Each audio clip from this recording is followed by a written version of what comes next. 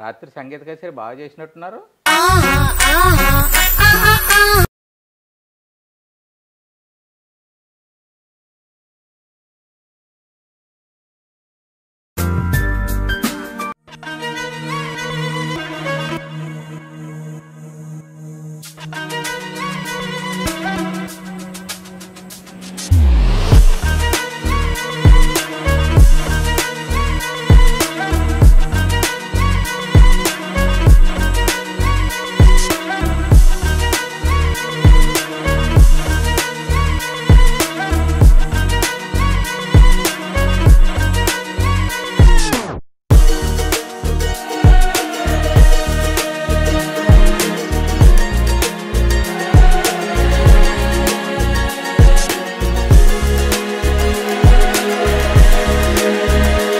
కచేరీ బాగా చేసినట్టున్నారు. ఆ మ్యూజిక్ కి మాకు మూడు వచ్చి మేము కూడా చేసుకున్నాం. మేమేం చేసుకున్నాం, మీరేం చేసుకున్నాం, నాకేం అర్థం అవ్వట్లేదు మావయ్య మీరు చెప్పేది. అదే పచ్చడి. ఏం పచ్చడి మావయ్య? అదే రోడ్లో రోకలు మా అబ్బాయి దంచి దంచి చేసుకున్నారే ఆ పచ్చడి. ఓ అదా, అది రోజు ఉండేదేగా మావయ్య, రాత్రి కాకపోతే కొంచెం రోకల పొట్లు ఎక్కువయ్యాయి. అదే మా వాడు రోకలతో బాగా దంచి దంచి పెట్టిండు అనమాట. అయితే అవును మావయ్య, రాత్రి తాగొచ్చాడు, తాగొచ్చిన కాడ నుంచి ఒకటే దంచుడే దంచుడు. ఓహో అదా సంగతి, అందుకే నా చప్పుళ్ళు సందట్లును. మీకు తెలియని చప్పుళ్ళు అవి, మీరు చేయని సందళ్ళు అవి. మా సంగతి సరే గాని అత్తమ్మ రోలు వాడుతున్నారా లేదా? నేను ఊరుకున్నా గానీ మీ అత్త ఊరుకోదు కదా. కనీసం వారానికి 5-6 సార్లు రోకల పొడి పాల్గొచ్చింది. ఈ వయసులో కూడా మీ రోలు పనిచేస్తుందంటే పెళ్ళైన కొత్తలో ఎన్ని వేసేవాళ్ళు. దట్లో కొద్ది మీ అత్తమ్మ ఇబ్బంది పెట్టిందమ్మాయి. ఏం ఎందుకని? తన రోలేమో చిన్నది, నా రోకలేమో పెద్దది, దానివల్ల కొద్ది ఇబ్బంది పడ్డాం. మరి ఎలా మేనేజ్ చేశారు? మెల్లమెల్లగా మీ అత్తమ్మ నా దారిలో తెచ్చుకున్నా. అదే ఎలా? ఎలా అంటే ఎలా చెప్పనుకోవట్లేదు. అది పర్వాలేదు మావయ్య, అదేం చెడ్డ విషయం కాదుగా. ఆ విషయాలు మాట్లాడుకోవడం, తెలియని విషయాలు చెప్పుకోవడం తప్పేం కాదు కదా. అవును కోడలా, మనం వాళ్ళు అన్ని విషయాలు మాట్లాడుకుంటారు కానీ ఒక్క పని కోసం, ఆ విశేషాల కోసం ఎవరో చర్చించుకోరు. అవును మావయ్య, మీరు అన్నది నిజమే.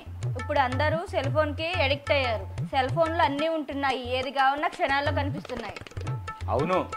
ఓ 40-50 ఏళ్ల క్రితం పరిస్థితి ఎలా ఉండేదో. అప్పుడు మరీ ఘోరం. ఆ పని జరిగేటప్పుడు కూడా బట్టలు ఇప్పేవారు కాదు, చీకట్లోనే అన్ని పనులు జరిగేవి. అవునా, మరీ ఘోరం. అవును. అప్పుడు రోలు ఎట్లా ఉంటుందో తెలియదు రోకలకి, రోకలు ఎట్లా ఉంటుందో రోలుకి తెలియదు. అవునా?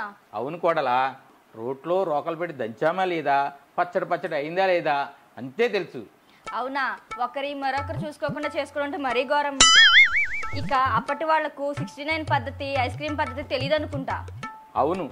పెళ్లి చేసుకున్నందుకు ఆ పని మమ అనిపించడం తప్పితే ఆ పనిలో ఉన్న సుఖాన్ని, ఆనందాన్ని సంపూర్ణంగా అనుభవించే వాళ్ళే లేరు. అంటే అలా సుఖపడ్డం తెలియదంటే ఆ విజ్ఞానం లేకపోతున్నాయి. రోజు చూస్తున్నాగా, సారీ రోజు వింటున్నాగా మీ రోలు రోకల చప్పట్లు. అది మీ జనరేషన్ పద్ధతి, కానీ ఇప్పుడు ఆ పని అనేది మామూలు అయిపోయింది. వయసులో ఉన్నారు, ఆ మాత్రం జోరు హుషారు ఉంటుందిలే. మీ అబ్బాయి ఎంత చెప్పినా వినడే, అదే జోరు, అదే స్పీడు, అదే చప్పళ్ళు. నిన్న రాత్రి మీ శబ్దాలతో మాకు మూడొచ్చి మేము కూడా మా రోలు రోకలతో పచ్చడి చేసుకున్నాం. అవునా? అవునా.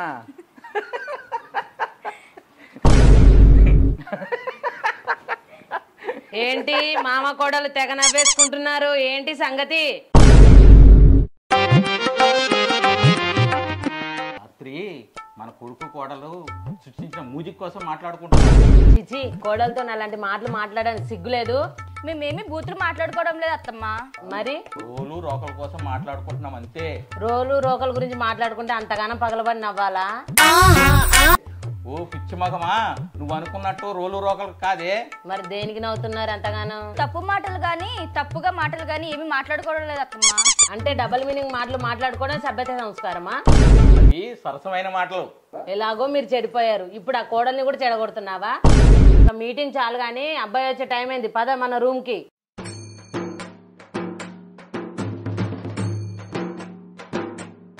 అమ్మో, మా ఆయన వచ్చే టైం అయింది, నా రోల్ని శుభ్రం చేసుకోవాలి.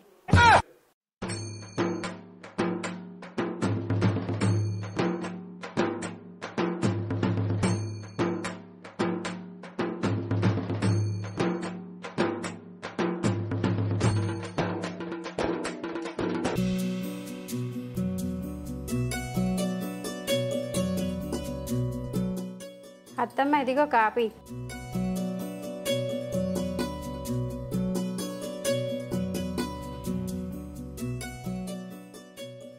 కాఫీ చాలా బాగుంది ప్రీతి. థ్యాంక్స్ అత్తమ్మ. ఏం చేస్తున్నారు? జాకెట్కి ఉక్సుపోతే కుడుతున్నా. కొంచెం సూదులో దారం ఎక్కించవా? అలాగే అత్తమ్మ, ఇటు ఇవ్వండి, ఎక్కిస్తాను.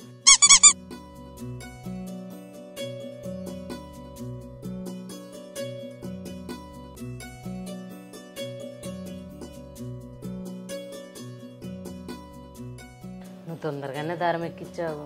సూదిలో దారం ఎక్కేయడానికి మీ మామయ్య నాన్న తంటలు పడ్డాడు. ఎప్పుడు అత్తమ్మ? మా మొదటి రాత్రి రోజు. ఎలా జరిగింది? సూదిలో దారం ఎక్కించడానికి అరగంట కష్టపడ్డాడు. అవునా? అంత కష్టపడ్డా మావయ్య? సూది రంధ్రం చిన్నగా ఉంది కదా, దారం ఏమో కాస్త పెద్దగా ఉంది, అందుకే దూరలేదు. చివరికి ఏమైంది? దూరిందా లేదా? సూదిలో దారం దూరింది. తర్వాత ఇంకేముంది, మెల్లగా కుట్టడం మొదలు పెట్టాడు. ఎలా? మెల్లగానా స్పీడ్గానా? ముందు మెల్లగా మొదలు పెట్టాడు, తర్వాత ఉండే కొద్దిగా స్పీడ్ పెంచాడు. దేన్ని? మీ మామ దారాన్ని. వావ్, ఎన్నిసార్లు వేశాడు కుట్లు? 2 గంటల్లో 5 సార్లు. 2 గంటలు 5 సార్లా? అవును. మావయ్య మంచి రసికుడు అన్నమాట. ఇప్పటికీ సందు దొరికితే చాలు సూదిలో దారం ఎక్కిస్తూనే ఉంటాడు. ఎంత వద్దని మొత్తుకున్నా విననే వినడు. మొదటి రోజునే మావయ్యని కొంగున ముడేసుకున్నారన్నమాట. అవునే కోడలి పిల్ల, మొదటి రోజే మనం కట్టుకున్న మొగుని కట్టుకొని మన కొంగున కట్టేసుకోవాలి. అప్పుడే మన చుట్టూ తిరుగుతాడు. లేకుంటే కొద్ది రోజులకు మనం అంటే మోజు తీరిపోయి పాతబడిపోతాం. అప్పుడే మనకి దూరంగా ఉంటారు. అవునా? అందుకే నీ మోడికి కావాల్సినట్టుగా కోఆపరేట్ చెయ్యి. ఎలా చేయమంటే అలా చెయ్యి. అలాగే అత్తమ్మ. మీరు ఇప్పటికి కూడా మావయ్య సూదిలో దారం ఎక్కిస్తున్నారు.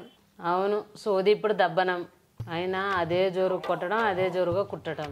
వావ్, అయినా ఈ వయసులో కూడా నీకు అంత ఓపిక ఎక్కడదత్తమ్మా?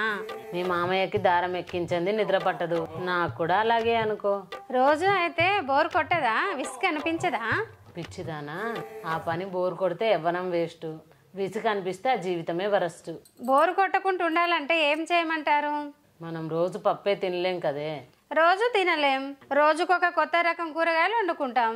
అప్పుడప్పుడు నాన్ వెజ్లు కూడా తెచ్చుకుంటాం కదా. ఆ పని కూడా ఏ పూటకి ఆ పూటకి కొత్తగా రకరకాల పద్ధతులలో చేసుకుంటే బోర్ కొట్టదు. ఓహో, అందుకేనా మామయ్య ఎప్పుడు నీ కొంగు పట్టుకొని తిరుగుతాడు? భర్తను అలా కొంగును కట్టేసుకోవడం ఒక కళ. ఆ కళ తెలియని చాలా మంది దద్దమ్మలు వాళ్ళ జీవితాన్ని చేజేతురాలను నాశనం చేసుకుంటున్నారు. అంటే భర్త బయట సూదిలో దారం ఎక్కిస్తుంటే తప్పంతా భార్యలదే అంటారు. ఇంట్లో ఫుల్ భోజనం వాళ్ళకి కావాల్సిన రీతిలో అందిస్తే బయటికి ఏ మగాడు వెళ్ళడు. కాబట్టి తెలివిగా నీ భర్తని నీ వాడిని చేసుకో. అలాగే అత్తమ్మా.